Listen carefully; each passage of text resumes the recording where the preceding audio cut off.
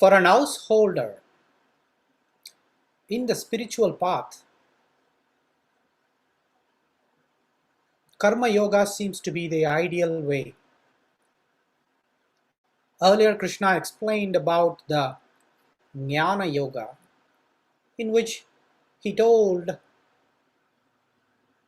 that everyone is endowed with an Atman. The body is different from that Atman. And in order to realize that Atman, the person has to continuously meditate on that Atman. That was the path of Jnana Yoga, where a person has to go into a deep, deep meditative state, probably years together, sitting, meditating, staying in the mountains, Himalayas, and all those things. That is not quite possible for all of us. And that was the reason that Krishna immediately introduced Karma Yoga. Karma Yoga is the one that is performed using buddhi or intellect. Every one of us has been given intellect. And Krishna expects that we can easily do this because applying the intelligence is quite easier than to meditate on Atman, which we don't even know whether it exists or not. We will have to put in a lot of efforts. Whereas Karma Yoga, Krishna is promising that it is much more accomplishable, achievable. All you need to do is actions. Well, we will ask him that we have been doing all actions all these days.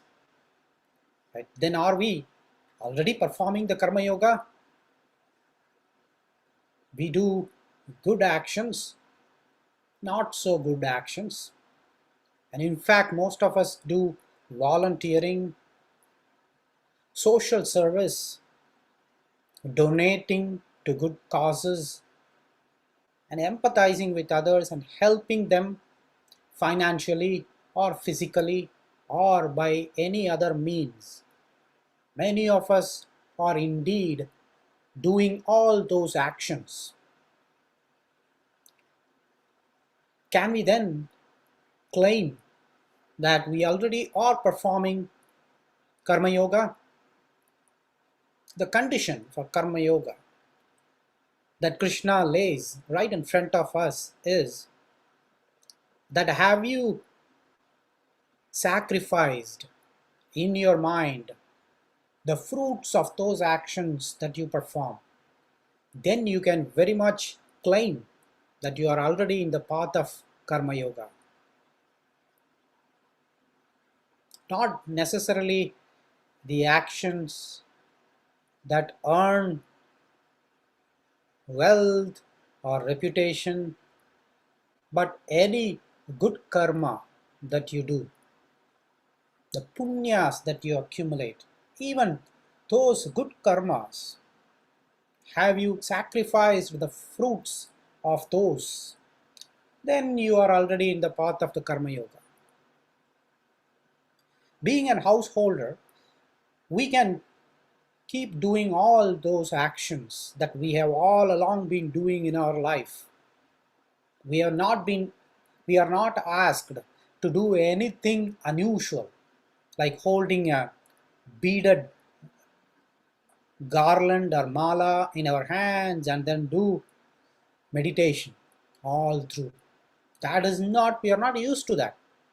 We are used to actions. We perform very many actions every day, every hour, every minute, every moment. All we need to do is just attribute the fruits of those actions not to us, but to Him, then we can easily say that we are in the path of Karma Yoga. He says that any fruitive actions that you do, definitely the fruits are not yours. Just give it away. Then you are already in the path of Karma Yoga. As long as you are not abstaining yourself from the actions. We have a lot of important actions to do. As a mother, as a father, we have our own responsibilities towards our children, right? We do perform. We take care of them, we drop them in the school, and we pick them up and we drop them in very many classes, right? We make sure that we give them the best education. We take them over the weekend for an outing and make sure that their mental health is good. We do many actions. All we need to do is just do it with a slight tilt of mind, a slant in our attitude, in our intentions. Then that becomes the Karma Yoga. We don't have to change the lifestyle. We keep doing what we have been doing already. We cook food, we meet with friends, relatives, we keep enjoying all those things, but with a slight change in mind.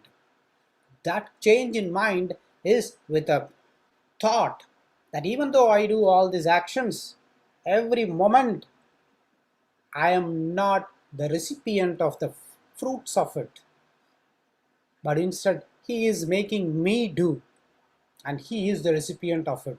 So such balanced state of mind is called the Karma Yoga. Now yoga, that word is an interesting word and is being highly misused and misunderstood and heavily loaded word.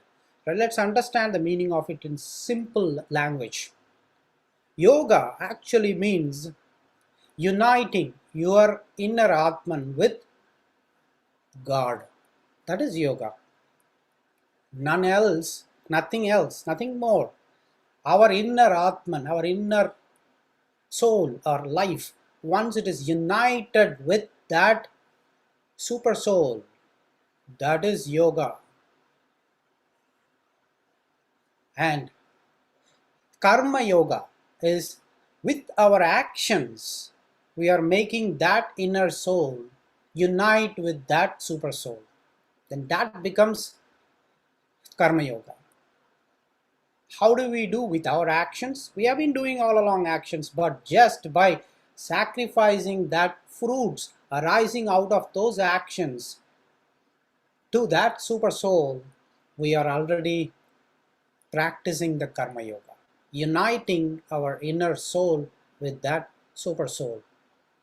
I'm performing all these actions not for me, not for him, not for her, but for the super benefit of that super soul. I understand that the super soul has got many agenda to fulfill in this world. I don't know about all those agenda, but I have been given this task on hand. And I am performing, I am living that life every moment, not just once in a while, not just in one or two actions, but in every action. Now these days we keep spirituality as an aside, right? We go do all those entertainments, enjoyments, pleasures, and everything, indulge in everything.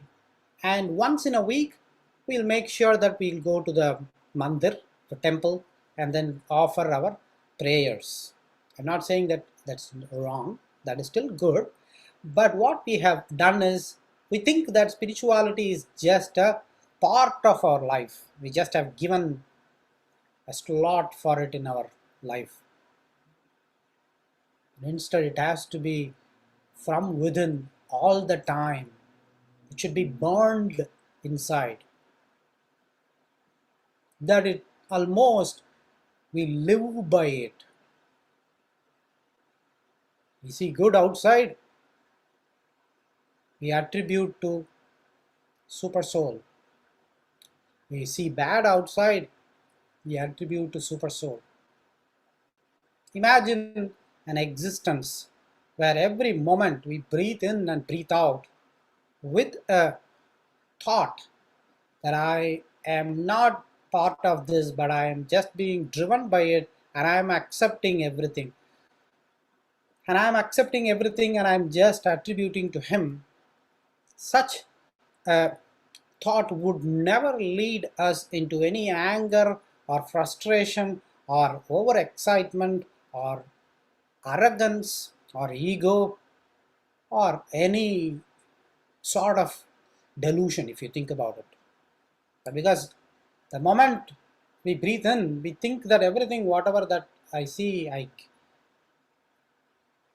hear, or I'm living as part of this life is up to Him, and it's because of Him.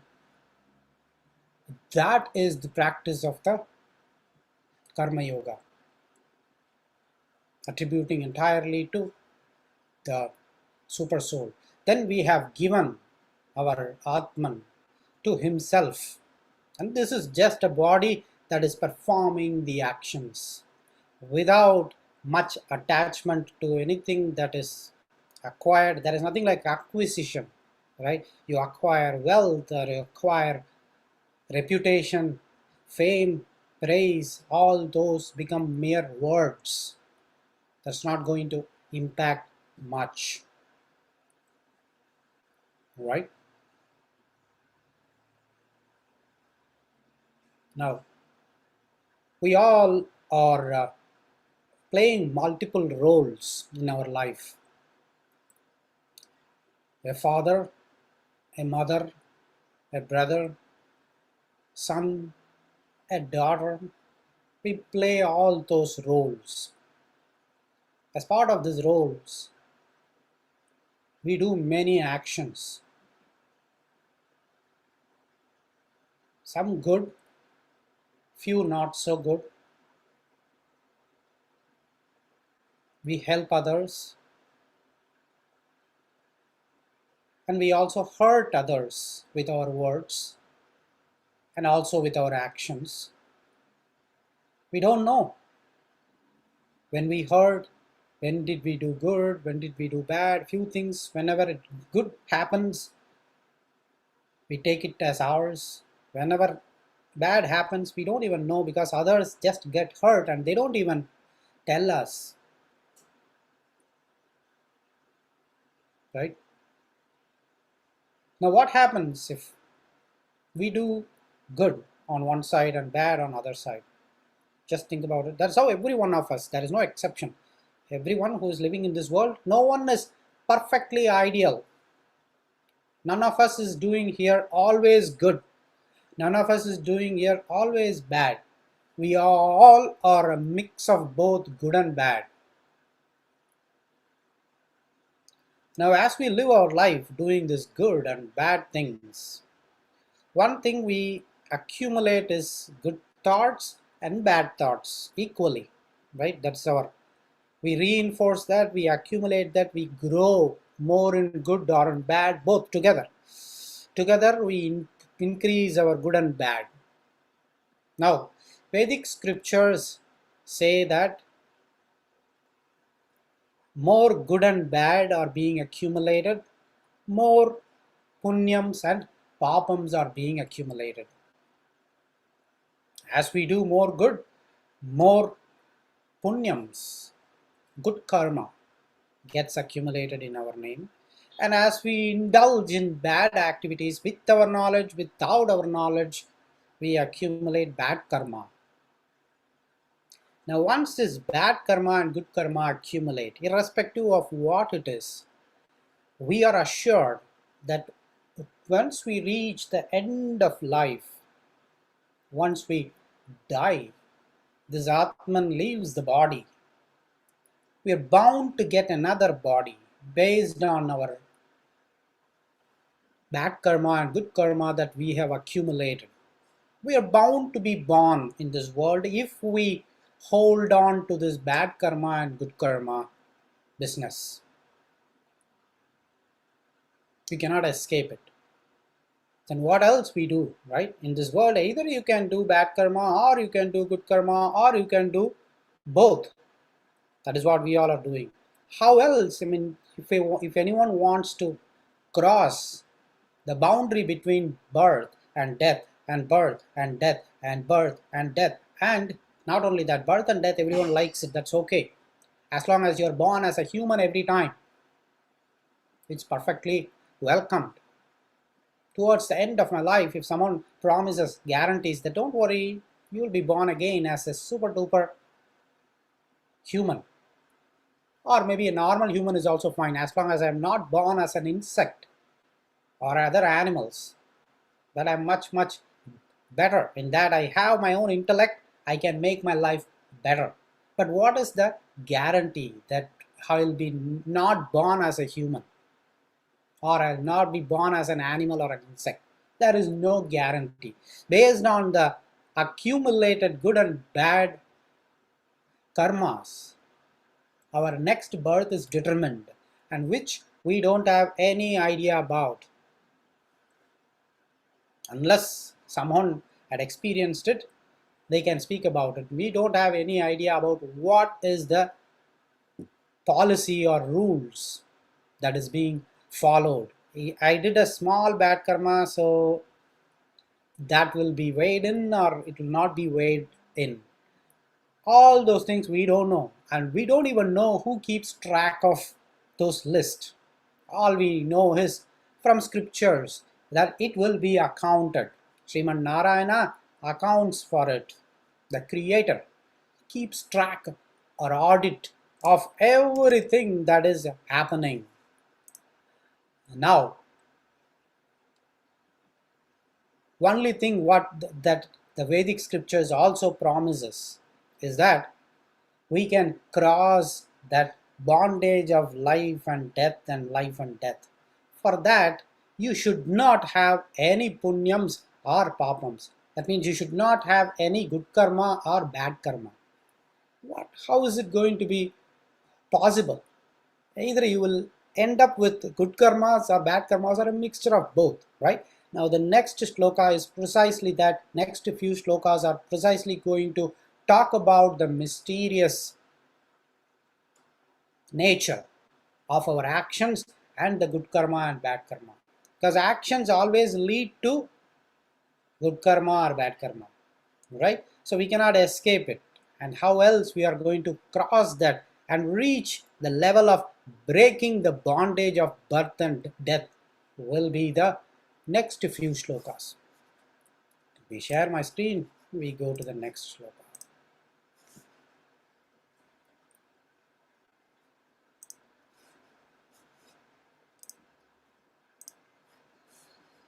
Okay. बुद्धिर्युक्तो जहाति है उभे सुकृत दुष्कृते तस्माद् योगाय युज्यस्व योगः कर्मसु कौशलम्. That was the shloka. And buddhiryukto, buddhiryuktaha, one who is having the intellect that the actions are mine and the fruits are not mine. A person who is having the buddhi that I am authorized only to do the actions and not the fruits is called buddhi yuktaha.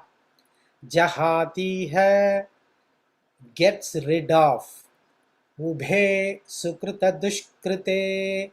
Sukrita, dushkrita is punyams and papams. Positive reactions to our action and negative reactions to our actions. Good karma, bad karma. Sukrita, dushkrite. Ubhe, both good and bad karmas.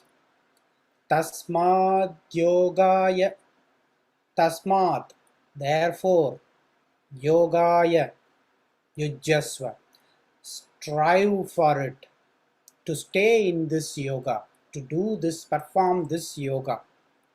Yoga is to unite our Atman with that universal Atman. Yoga karmasu kaushalam. When that yoga is performed in that way, where your intellect is purely focused only on the actions and not on the fruits, then that is the supreme genius.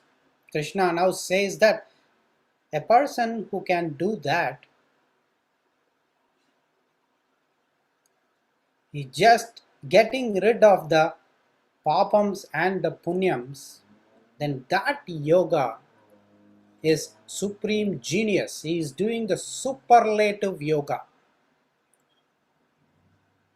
We wanted to definitely know about that. We wanted to definitely practice and apply such an yoga in our life. Don't you think so?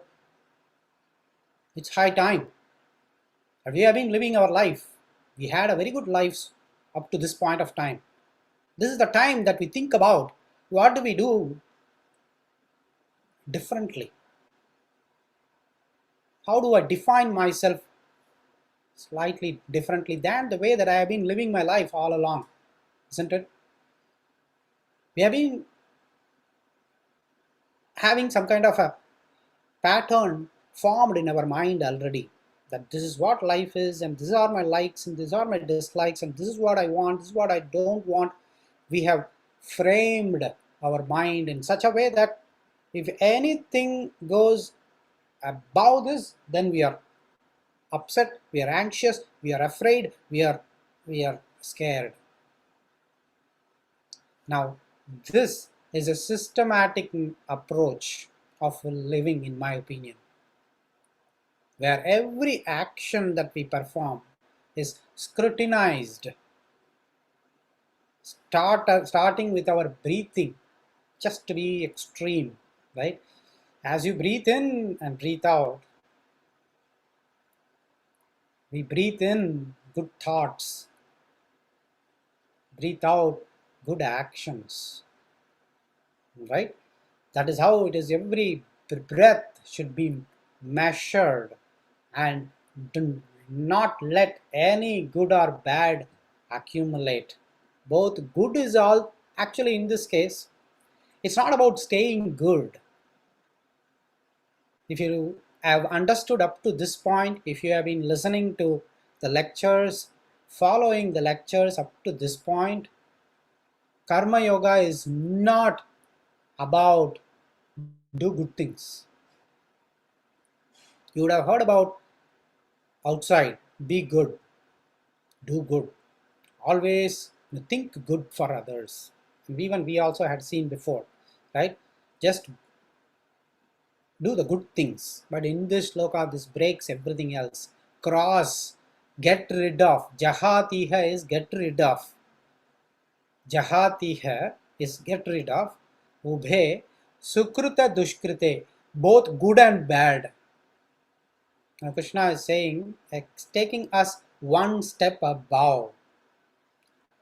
Actually, this will be ideal for people who are already doing good. I'm not sure, not all of us are doing all the time good. Now he's saying that leave the good. I don't know if I have any good that should be dropped off. Bad, a lot of things are there, probably I can drop off. So think about it. He's saying that drop your punyams and papams. Then where is the question of doing punya karma, right?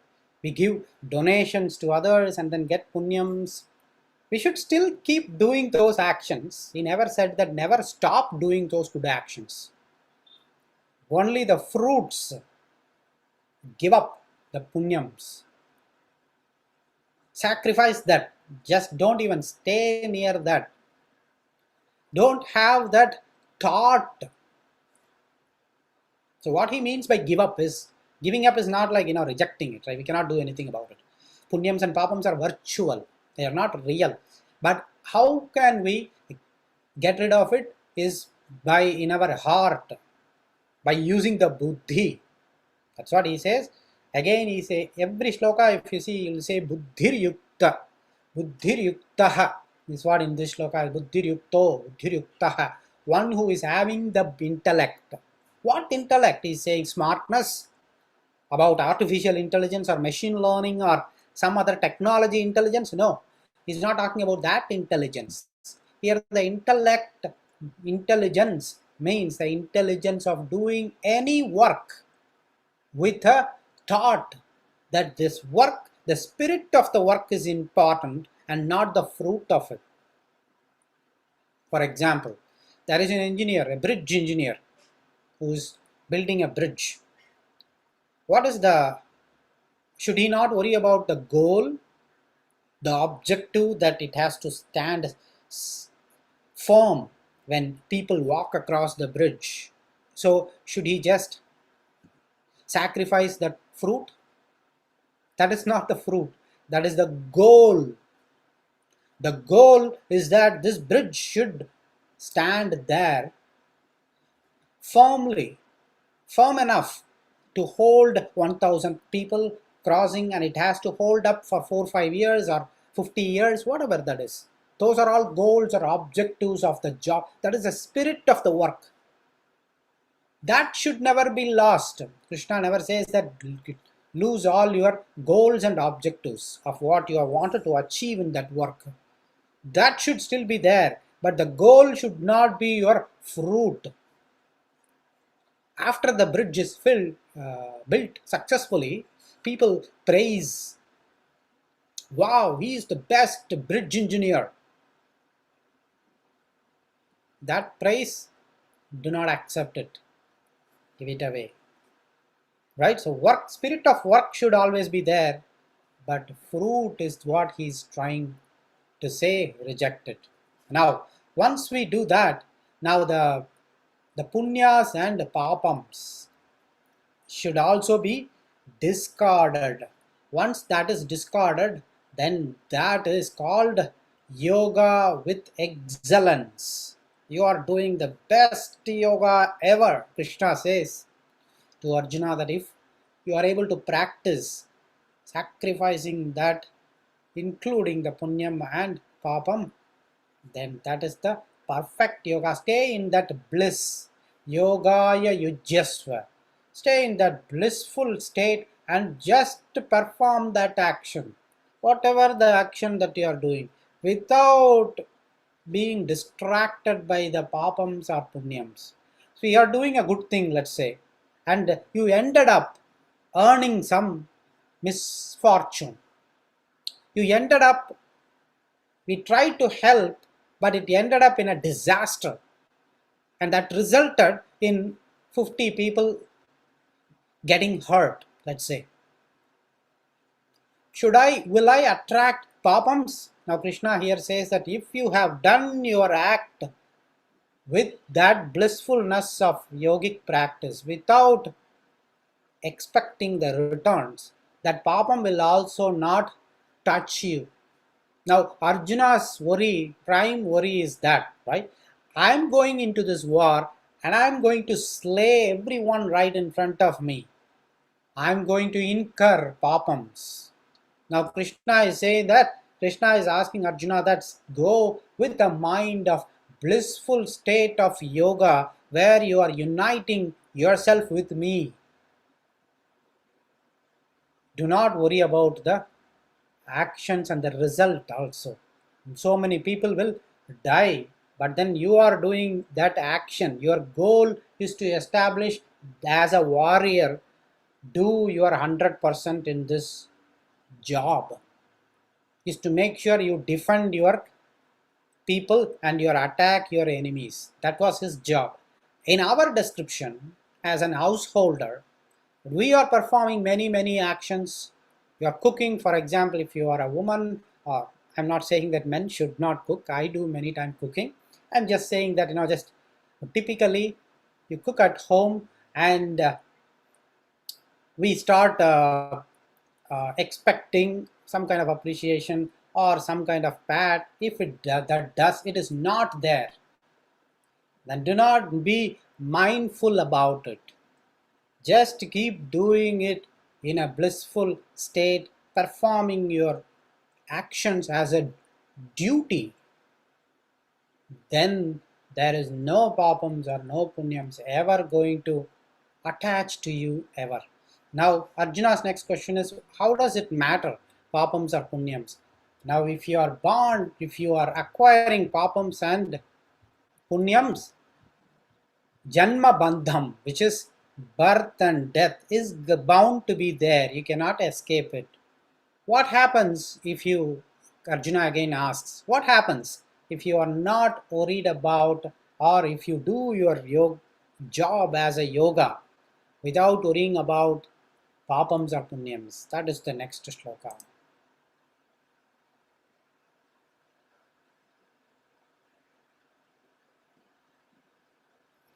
Karmajam buddhi yutta hi phalam tyaktva manishinah janma bandha vinirmuktah padam gacchantyanāmayam.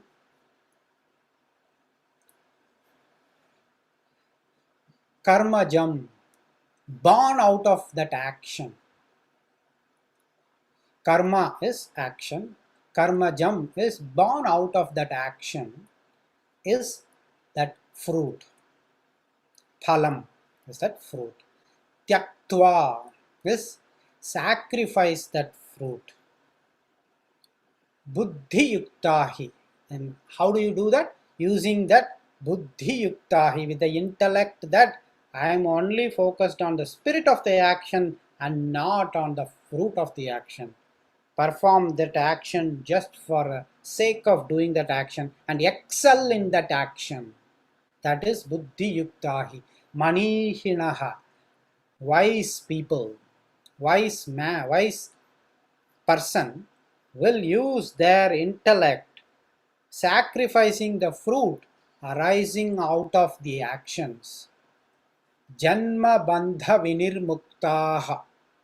Janma bandham is that cycle of birth and death.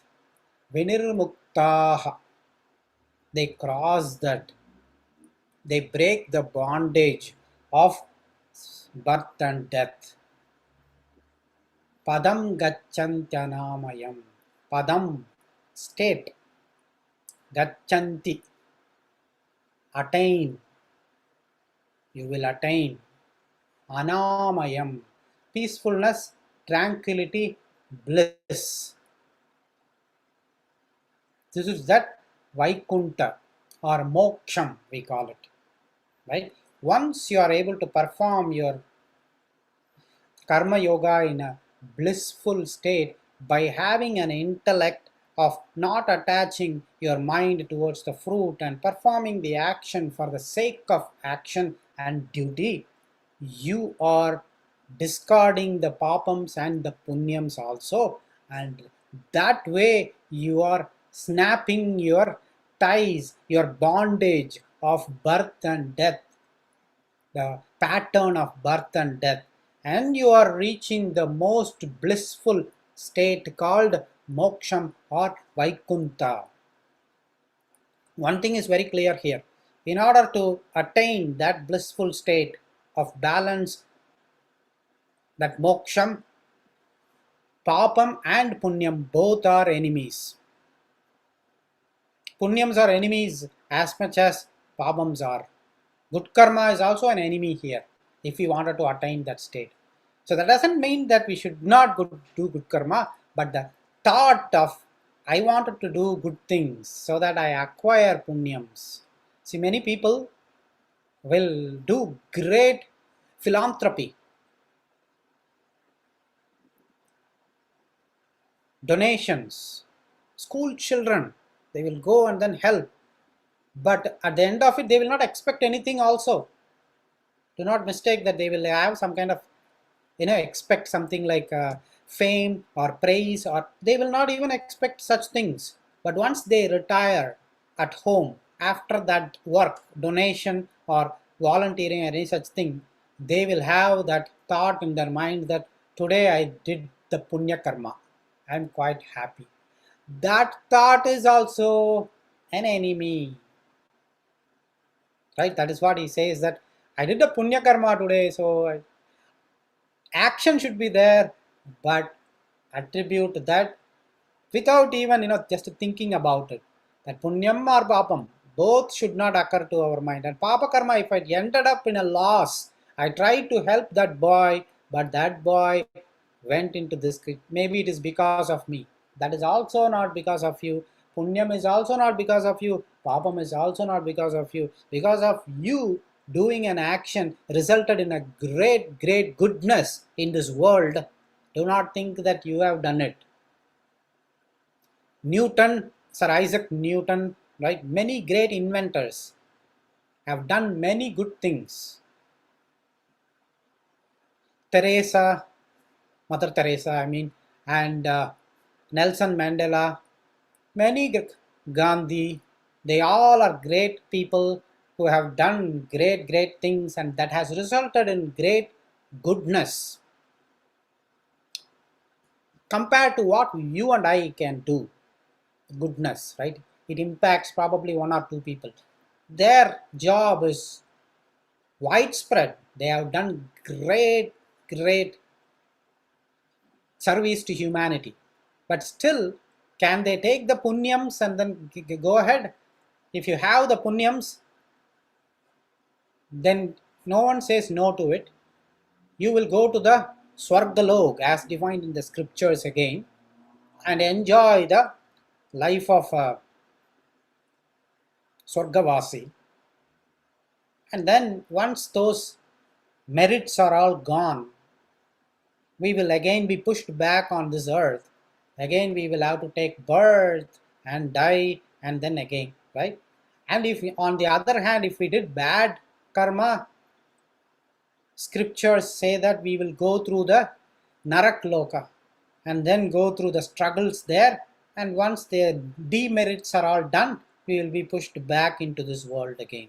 So if you do good karmas, go to the Swarglok and return. If you do bad karmas, go to the Naraklok and return. But return is certain. And when Krishna is now saying that you will have to cross beyond this, Arjuna, do not just be satisfied by doing good things, acquiring punyams and going to the Swarglok and return here. That is a never-ending process. So now we will start thinking about, should I do good or not? We should always do good. We should always perform more. Welcome to do good. Nobody stops here. Like Krishna says, karmanyevadhikaraste. Doing the actions, you always have the authority. It's only on the fruits you don't have the authority. Right? So now he says that. Now next he also says that in order to break that birth and death cycle, the only way is to perform this yoga in this manner. Now Arjuna asks again one more question. How do I know? When do I know that I have reached that state of blissfulness where I perform this yogic actions, karma, my actions, within a perfect balance with that intelligence? When do I know that I have truly accomplished? You and I will all have this question, right? We all will start doing the karma yoga, I'm sure, starting from today. Having known this, we all will start practicing it. But how long should I practice? Maybe 1 year, 2 years, 6 years, 10 years. So now Krishna gives an indication here. That what is the indication that how long you will have to do. So that is the next shloka. Yada te moha kalilam buddhir vyatitarishyati tada gantasi nirvedam shrotavyasya srutasya cha. Yada te moha kalilam. This yada is this when your, te is your, when your moha kalilam, that is more of a moha, right, delusion. Kalilam, Moha Kalilam is more of a marsh land, muddy waters of swamp of delusion. Here we are all standing in the muddy waters, right? The delusion is making us believe many things. Buddhir vyatitarishyati, when your intellect, buddhir, vyatitarishyati, crosses, when your intellect crosses the swamp of delusion, tada, at that time, then gantasi nirvedam, you become indifferent. Nirvedam is, vedam is difference, right? Nirvedam is indifferent. You become indifferent, apathetic. Vedam is like, you are knowing, right? Not different. Vedam is knowing. Nirvedam is not even indifferent. You don't even worry about anything. Indifferent about what? Indifferent about srotavyasya srutasya cha. Srotavyasya srutasya cha. What is to be heard in future, and also what is being heard right now, and whatever you have heard before. So what was heard before is what is making us to be more delusional. If someone says that your dress is amazing, you look so beautiful today, we are hearing that. Once we hear that, the day is made, done, I'm high,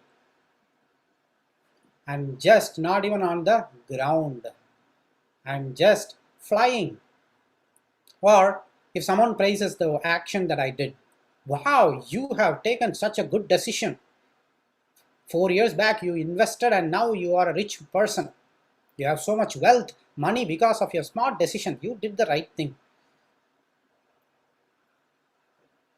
Or if someone says that even this one also, the puja and the donations, charities that you have been doing so nicely, good actions you have been doing, that is actually helping you in your life. You are not facing any problems because of that.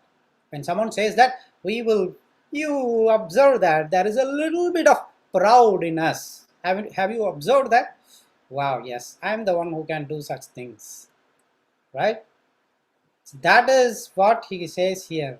That is because of the delusion in your mind. Once you cross that delusion will go away. Then what has been heard and what you are going to hear is not going to make any difference to you, is what Krishna is trying to say here. If you look at it, we are all part of this delusional world within ourselves. Now, why is it that we are expecting such kinds of fruits all around? Look at it. What is the reason? Why can't we just practice the karma yoga easily without any lectures from Krishna or through Bhagavad Gita?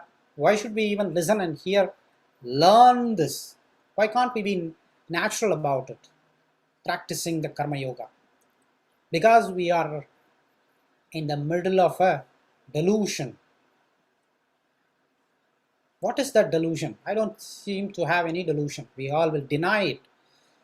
But that needs a little bit of daily 30 minutes of contemplation. Contemplation is to think about ourselves. What are the actions that I did? Does it make sense today? Or it is prompted by some desires within me? Is it true? Is it real? Or I was fooled by this? Many a time we are fooled by many things that are around. We think that few things are right and we go with it, but they are actually not so right as we think. Delusion is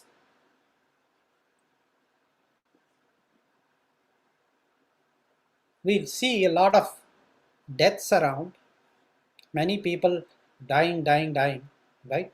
and we still are thinking a little bit of hope in our mind that I will live forever. Right? Everyone has that feeling. That's the beauty. That is a delusion about life, this body. Life, of course, Atman lives forever. If we have that thought, that is because our Atman is thinking about it. That lives forever. But we are unfortunately associating it to that body. This body will live forever. And as we age, right, some part of our body will start showing up that old age. There's a hair getting gray, becoming gray, or in the skin, but we would deny it. We will think that if I put an extra cream of layer of cream, that sagging skin will go away. Magically, one day, some person will invent something that will prevent my skin getting sagging. Even though I see other old people whose skin is sagging, I will think that my skin will never become that saggy. These are all, and I will not become that weak like that old person there. That was the reason, if you observe, that was the very delusion that we all have, that we treat not that carefully any old person. When we talk to old people, hardly very few of us will have that empathy that one day I'll also be like this. Let me listen to what they have in their mind. Then we will start listening. Otherwise, we'll be like, no, that old person will keep on talking all the time. I don't have time. I keep running, right? When our dad or mom calls from India, or we make a call, how much empathy that we all should have, not necessarily dad or mom, can be any old person, right? That delusion we have. And then in terms of belongings, this is my place, this is my house. What do you say? What do you think? How dare you? This is my house. Yes, of course it's your house. It's written, it's just in the document that it is, this house belongs. But there is, document is mere document. 4 years ago, that was not our house. 4 years later, you may move out. That house will not be yours. Between this 4 or 5 years, we say that just for the namesake, we are saying that because the name is there in the document. But that is the delusion. We believe somehow that it belongs to us, right? And all those jewelry, all those cars, all those wealth, it belongs to me. It is mine. So that mine. So that is the biggest delusion we all go through every day in our life. We cannot break it. And such delusion is the, with such delusion, if you think about it, what is the problem with that? Now, next question that we all will ask is, what is so wrong about it? I worked so hard, I earned, and the property is in my name. Should I say that it's not mine? Perfectly valid question, right? Perfectly valid question. And what is wrong in believing to be young? I will not become that old man one day. I will always remain young. There is no wrong in that, but that is just a delusion. That is not truth. We know that, right? So it just pretending, it's fine. To thinking that I'm young is also perfectly okay. But to appreciate with that intellect is very important. I will become definitely like this old man one day, but let me have that youthful feeling in my mind at least. And still let me appreciate that person's old age and listen to him. Then perfectly okay. But I'm young, I'm an arrogant, I'm not going to talk to this old man. That is what is not correct, right? So now, uh, in terms of wealth, we have a delusion. And in terms of people also, if you look at it, We all will trust many people. Will think that he will, he or she is the ultimate rescue for me. They are the best. He is the best. She is the best. I cannot live without him. I cannot live without her. Whoever it may be. It can be guru, it can be husband, it can be wife, it can be my daughter, son, uh, professor, well-wisher, mom, dad. But we all have that kind of delusion that they are the ones. We epitomize and then take them all the way up. We have that delusion in our mind. Those are all not real. We will think that we will not live even one moment without them, but we will be still breathing after hearing some news, just saying that, right? We have seen in the past, and we are seeing many people outside. Those delusion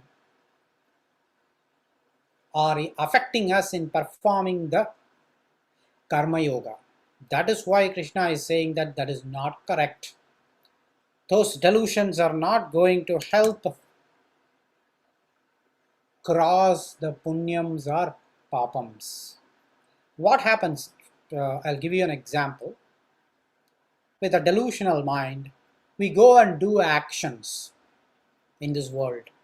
We perform the way that we are living, we will do performing actions, right? The delusion will try to drag us towards fruitful actions because we are seeing that this is the fruit. My mind will not see the action. My mind will always see the fruits. If I see the fruits, I'll start doing those actions, good or bad. When I start doing the action with the fruits, again I earn punyams and papams. And if I earn punyams, papams, I go to Swarga Naraka. And Swarga Naraka, back to earth. Again this goes in a loop, if you see. That is why delusion is the cause. Krishna now arrives at it slowly. The delusion is the one that is preventing you from performing the karma yoga efficiently. If you cross that muddy waters of delusion, then you will stand in that yoga. Then you will not be bothered by what has been heard before and what is going to be heard in future. Now we do many actions because what others will say, isn't it? So we don't want to hear something that others may say, good or bad, right? We want to say what others will say include, they want to say good about us. We don't want them to say anything wrong about us. What others will say drives us, propels us into action. Now that is what here he says, that Gantasi nirvedam srotavyasya srutasya cha. What has been said already and what you are going to hear in future, you will develop, you will become indifferent to that. Imagine that state where we are not bothered about whatever that has been told before. In terms of do this, do that, you are great, you are good, you have done this, you have accomplished, you have all those things. Or what is we are going to hear about in future. That you are bad, you did this thing. We are not impacted by that. We are not worried about this side or that side. But we are performing the act of yoga for the yoga by every action we do, we place the action in front of us and we put our buddhi on that action and do that action for the spirit of that action, then the fruit of that action, then that is the perfection of yoga, right? And now next he says about, he told about when you can hear in the previous shloka. Once you see that your delusion is gone and you are able to, you are no longer being disturbed by what is heard and what is going to be heard, then you can say for sure that you have accomplished that perfect yoga. The question was, when do I know? How long should I do this karma yoga? The answer to that question is, when you are unperturbed, when you are not disturbed by what you are hearing through your ears, that doesn't bother you anymore. Whether you hear good things, your ego doesn't shoot up. You hear bad things, you don't drown yourself inside and go into depression. Both are not bothering you, then you have reached the perfection of yogic action, yoga in action, which is karma yoga. And you keep doing your actions without being bothered by those words, then you have accomplished. That is the clue for us, right? For all of us who are practicing, who's practicing this, the karma yoga. When do we know that we have accomplished it? When words that we have heard before or words we are going to hear are not bothering us. Now the last thing, how do I what will happen, or how that will be known to me? That is the next question. How do I even know that I have reached that state? When is what he said. Now how do I reach I have reached that state? Shruti vipratipanna yada stasyasi nischala samadhavachala buddhihi tada yogamavapsyasi. So, Shruti Vipratipannate. Shruti Vipratipannate. Shruti is generally the Vedas, the Vedic scriptures. In that, even previous verses, we saw that Vedic scriptures say a lot about how you can increase your enjoyments, right? So those enjoyment actions we are doing, all those pleasures and enjoyments and all those things are, you have just become transparent to it, in the sense like you are no longer bothered by that, you are no longer being disturbed by that, and you are in a state where stasyasi nischala, remain in steady state of yoga. Steadiness in yoga. Steadiness, the reason he says steadiness is maybe few months I just remain. No, ever. Maybe in the morning I just am steady. I'm not attaching that much. I'm not being disturbed by anything or enjoyments or any fruits of that. I'm not really bothered. I'm not getting pride, arrogance within me. I'm not being, feeling so glad that I did it and all those things. That I did it feeling is not at all there inside me. Only in the morning, but later in the day it just no. Steadiness is always, ever. You are able to see that throughout the day, and in every action you see that steadiness. Samadhav achala buddhihi. Samadhav. Samadhav achala buddhihi. Samadhav is a state of bliss. In a state of bliss, we are not doing it with a lot of difficulties. We are not practicing the karma yoga with a hardness, and at that state, it is not even though it falls, I am just accepting it but still it is bothering me, something fall, but I'm like, okay, letting it go, because that is when I was told that I am practicing the karma yoga. Not that way. In a state of bliss, you have already reached the state of blissfulness. That is samadhav, achala buddhihi, unwavering mind, unwavering. Many a time we will do good things. If you look at it, I'm saying this with an example. We will do good things, but our mind will waver.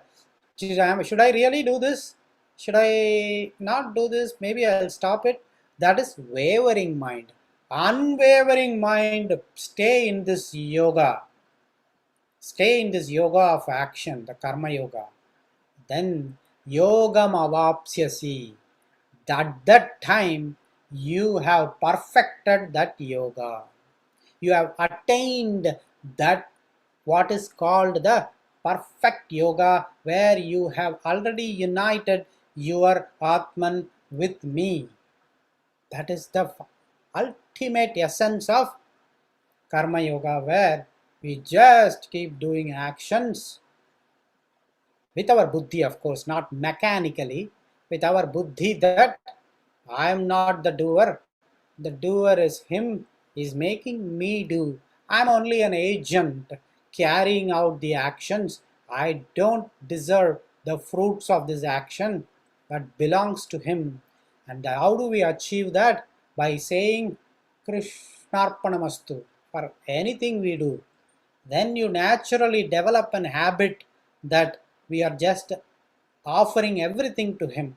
If you have observed people who have mastered the karma yoga, every once in a while they will say Krishna Arpanamastu. Krishna Arpanamastu. You give them this, you say, praise them, they will say Krishna Arpanamastu. At least in their mind they will offer it. That is how we should also develop and not be perturbed by anything that falls on our mind, and start to remove our delusions in our mind. That way we can master the karma yoga. That's all for today's session. I'll see you with more slokas next week's session. Om Shanti Shanti Shanti. Sarvam Sri Krishna.